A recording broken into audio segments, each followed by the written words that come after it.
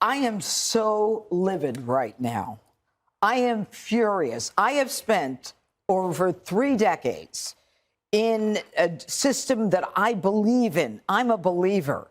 But today, I am no longer a believer.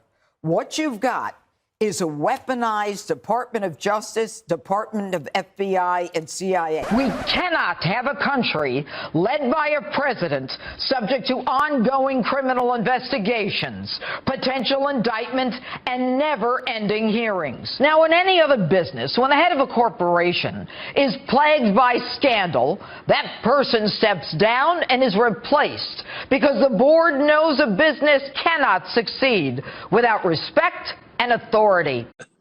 Got him. We fucking got him. What are those things you get at CVS that are the length of a football field and complete overkill? Oh, that's right, receipts. Well, get ready for a bunch of them, courtesy of MSNBC host Mehdi Hasan. When you have a constant media diet of lies and propaganda, which these people are kind of injecting into their veins every night, and we now know that the hosts, well, we already knew, but now we can prove that the hosts don't even believe the nonsense they're saying to their viewers. By the way, Joy, you and I are often accused of having contempt or disrespect for the conservative voters. No one has more contempt or disrespect for conservative voters than conservative media personalities, by the way. But look, how do you stop that when you have non-stop lies? I don't have the silver bullet. It's very hard when 20 to 30% of the American public has been cocooned off in a bubble where they are fed misinformation, disinformation by the likes of Ingram and Hannity and Rupert Murdoch, who goes under oath in a deposition and says, yeah, my hosts endorsed the big lie. Yeah, you know, I don't believe in it. Over the holiday weekend, the usually on-point host opted to consolidate some Fox News clips in the name of hypocrisy. In the segment, the same Fox News hosts and commentators who have bent over backwards defending Donald Trump in the wake of his combined 91 felony indictments. Whatever you think of the photo, this is not something to take lightly.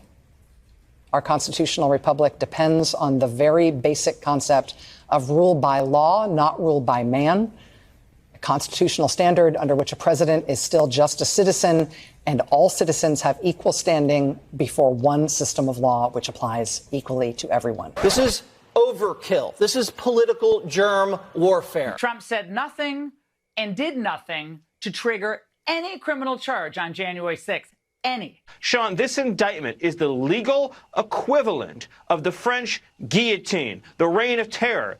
This is a mob mentality to take out Donald Trump. I remembered singing a very different tune in 2016 when Hillary Clinton was running against Trump. She cannot take the Oval Office. Now, as you may recall, countless talking heads on the right-wing network cried out that the nation couldn't handle a president under investigation. Or as boxed wine influencer Judge Janine proudly touted, quote, we cannot have a country led by a president subject to ongoing criminal investigations. Oh really, Janine? Is that right? Well, let's roll the tape. I want you to hear my opening statement.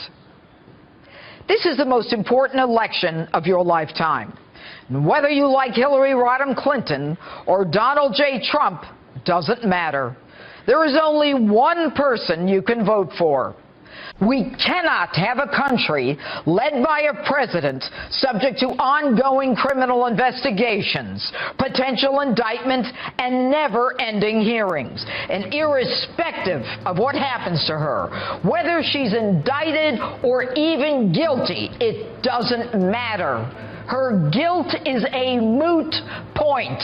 She cannot take the Oval Office. The RICO statute, that's just theater. That's just a bunch of theater in the midst of politics and a legal thing. Hillary Clinton could be sworn into office while still being under investigation from the FBI, which would then put this country into a major constitutional crisis. This will be nothing other than a show indictment to cover their overtly political, never-ending persecution of any and all things Donald J. Trump. She's under FBI investigation less than 2 weeks before the presidential election. Holy smokes. Yes, Donald Trump is a flawed man, but his sins are minor compared to those of his persecutors. The American people are about to have a candidate who is clearly going to be under criminal investigation for the entire first and second year of her presidency. All these indictments are about politics. Not a single one of them is about the law. Hassan's team perfectly put together the montage where the usual ballads were sung. Everything from this is nothing other than a show indictment to a witch hunt. I know this doesn't count in a court of law, but do you think Trump had any idea that he was breaking the law when he was asking Mike Pence not to certify? To a deflection from Hunter's laptop. You can expect that there's going to be Russian disinformation in the form of a Hunter Biden laptop. And that's when they interfered with the presidential election for the second time.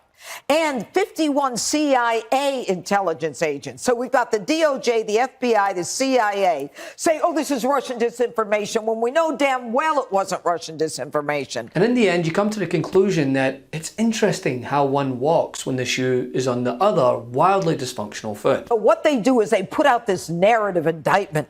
Oh, this is a story of wrongdoing, national defense. And let's put in espionage. We can kind of tie it into the Russian collusion. So people will say, oh, it could have been the Russians. This is nonsense. When a woman under federal criminal investigation who's lied repeatedly to the American people is elected, do you think they'll take her at her word? Hey, Meidas Mighty. Love this report? Continue the conversation by following us on Instagram at MeidasTouch to keep up with the most important news of the day. What are you waiting for? Follow us now.